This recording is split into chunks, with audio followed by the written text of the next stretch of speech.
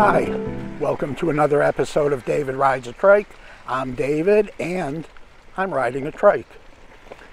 If this is your first time watching one of my videos, there'll be a short introduction. For those of you familiar, there's a skip intro link down in the description below. I make videos trying to motivate people with chronic illnesses and disabilities to find some fun form of exercise, such as riding a recumbent trike like I'm doing, or a regular bicycle, walking, just get outside and get some fresh air and exercise. Of course, this is doing so with getting your doctor's permission. I know that doing so can be therapeutic, and it's a lot of fun. It clears the head, helps physically, so give it a try if you haven't. Personally, I fall into both the chronically ill and disabled categories. I was diagnosed as a type 1 diabetic when I was 1.5 years old. I had a pancreas transplant when I was 41 that cured me of being a diabetic. I've had 3 organ transplants in all, and actually the most recent is the topic of today's discussion. I am legally blind. I've had a lot of near calls with death. Right now I am battling stage 4 cancer, a cancer that has spread through a lot of my body, but I've been going through some fairly heavy-duty chemotherapy, and it's doing the trick. The cancer is receding, so that's a good thing. Now, before I get on to today's main topic, I just want to give a shout out to my LBS, Amling Cycle. I had a few mechanical problems this week, and I called them, and because I can't drive because of my being legally blind, they came out, took care of everything, were really good.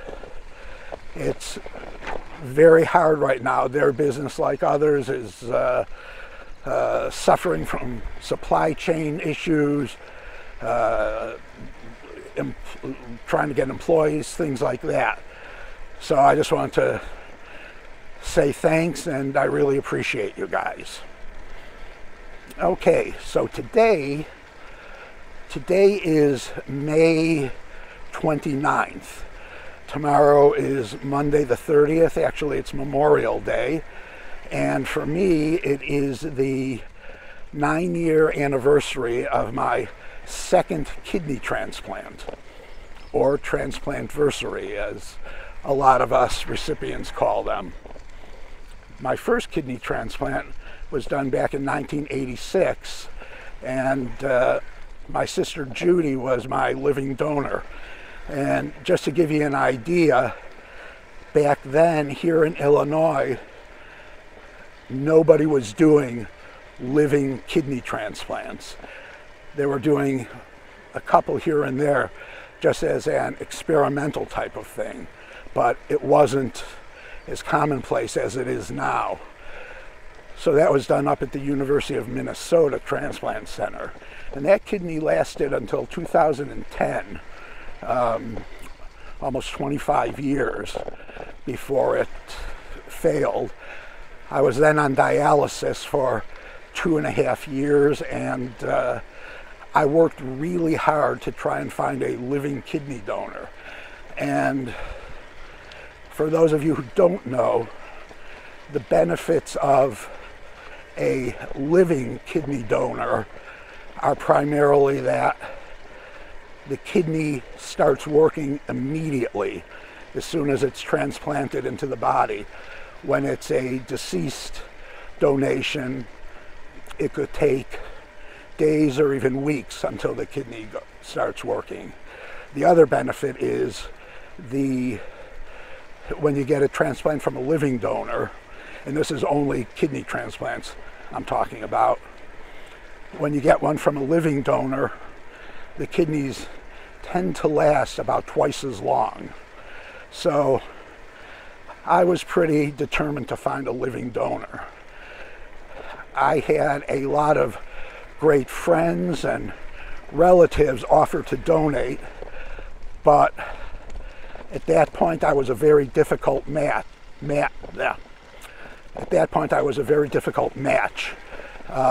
Being a transplant recipient makes it more difficult to find a donor if you need another one, and that's what happened to me.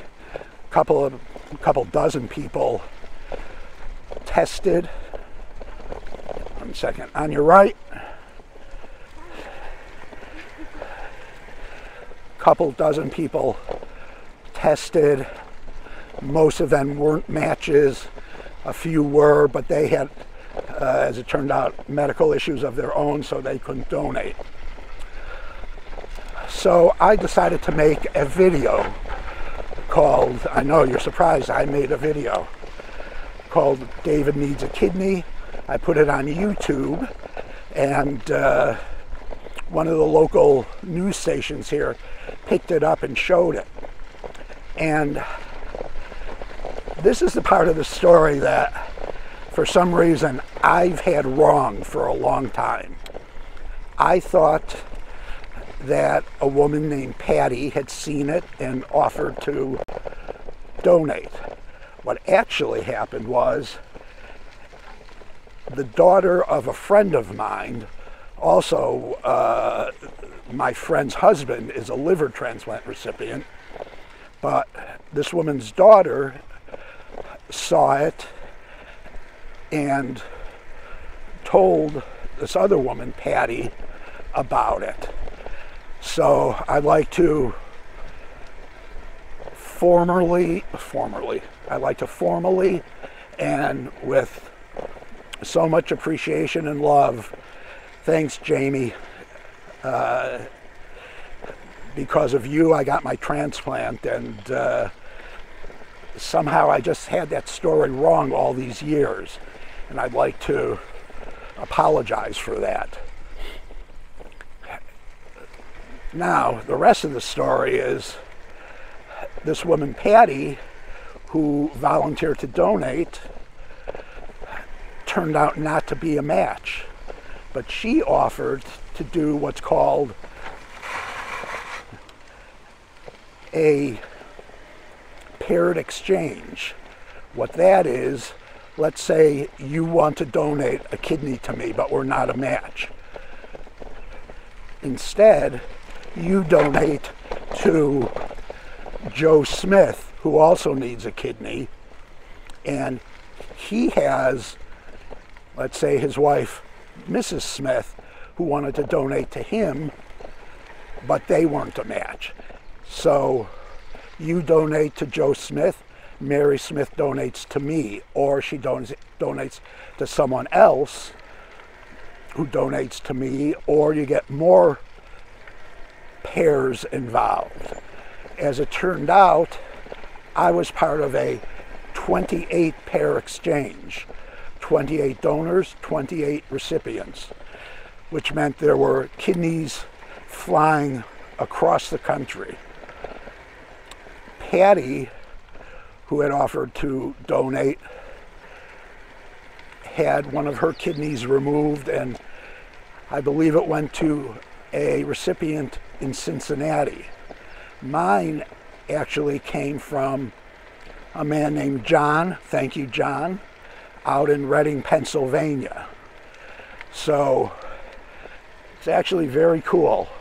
And this was all started because one person made what they refer to as an altruistic donation. A guy who just wanted to donate. He didn't have anyone specific in mind, just said, I want to donate a kidney if it'll help. And he started this whole chain.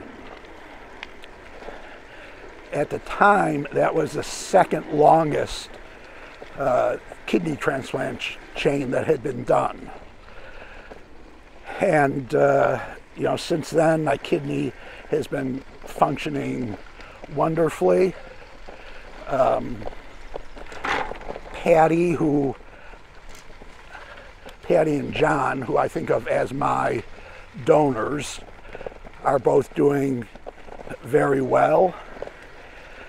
And despite all the other complications I've had, kidney's working great. So yeah, this is my 9-year transplant anniversary. I'm celebrating my Transplantversary like I normally do with a trike ride. It's a beautiful day here. It's supposed to be in the upper 80s. Sunny, as you can see, blue skies. I love all of that. I like the heat. And it's quite busy out on the main trail. I'm actually on a side loop I wanted to use for recording because I thought it would be a little less crowded, and fortunately it is. So that's it. I hope you enjoyed this. If you ever considered or would consider becoming a living kidney donor, I'll leave some links down below where you could get some information. And until the next episode, that's it. See you on the next ride. Bye-bye.